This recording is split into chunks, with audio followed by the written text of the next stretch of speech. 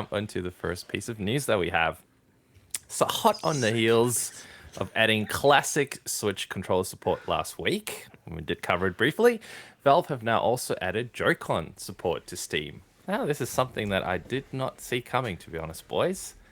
Now, Joy-Cons can be used in both single or paired configurations. And as I've said last week, we covered the fact that there was support for NES, and Integod is showing us on the tubes SNES, N64, and Mega Drive Switch controllers. And the Switch Pro controller support was added way back in 2018.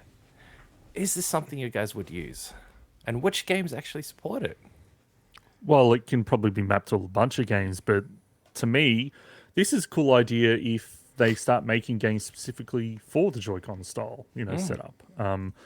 I just wonder, look, I have no idea how this stuff works. Like, is that something Nintendo can actually say, no, you can't do that, or they wouldn't care, or, like, I don't know what the legality is of this stuff, Because I was wondering that last week when they added the, like, classic controller support to Steam.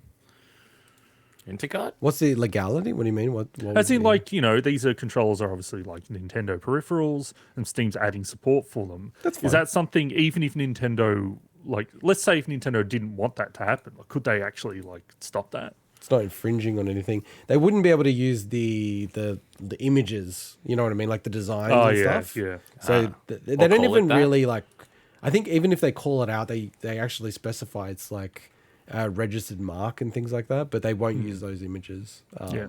I was just interested now. Like, I didn't think Nintendo would care that much, but yeah. I think it would make some interesting, well, I guess you don't really need it, but VR controllers, because they do have motion sensing and stuff like that. I don't know, maybe for things like that.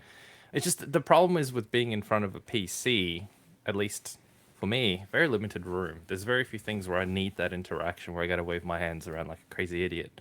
But at the same time, they're very light, very easy to hold, and you can kind of chill back on your chair and kind of just have a couple of controllers, one in each hand. And it could make for some really cool, relaxed gameplay compared to a normal controller. So the reason I wanted to add this in as a story this week, because I think it is pretty cool, is to kind of bring up the fact that we didn't really focus on it last week. It was mentioned in 1 min, but nobody would have heard it, is the classic control support as well. To me, that's like, I could see a whole bunch of like retro style 3D platformers like being like, hey, like you can play this with a 64 controller now that that's supported, natively on Steam and stuff, or the one you get for Nintendo Switch Online.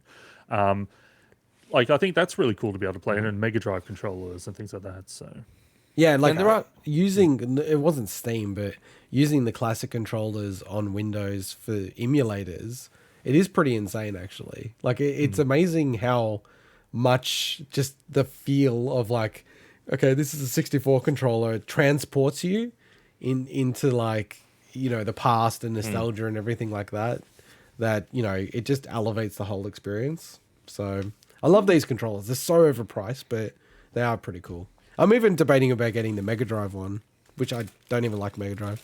yeah, I still haven't used mine either. It's still literally sitting here. It's not like I had it ready to go. It's just sitting there. So I had a mate who asked me, why the hell did he ask me to do it? I don't even remember now.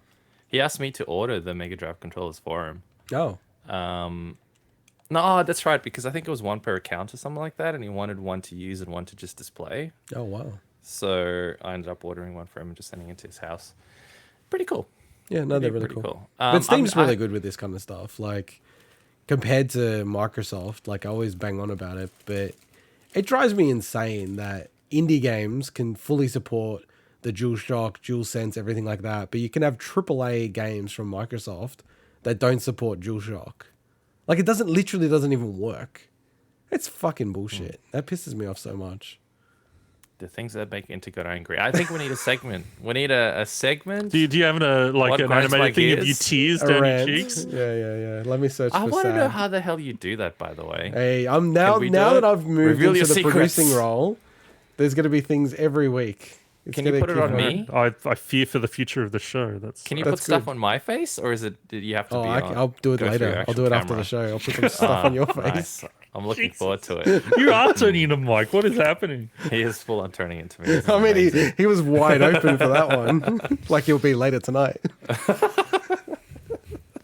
Wow, he's Sorry really for, turning into sorry me. for anybody that stumbles upon the Steam has added Joy-Con support. right. Click on YouTube, and there's no context that can help explain that one. It's like sexually harassing banana.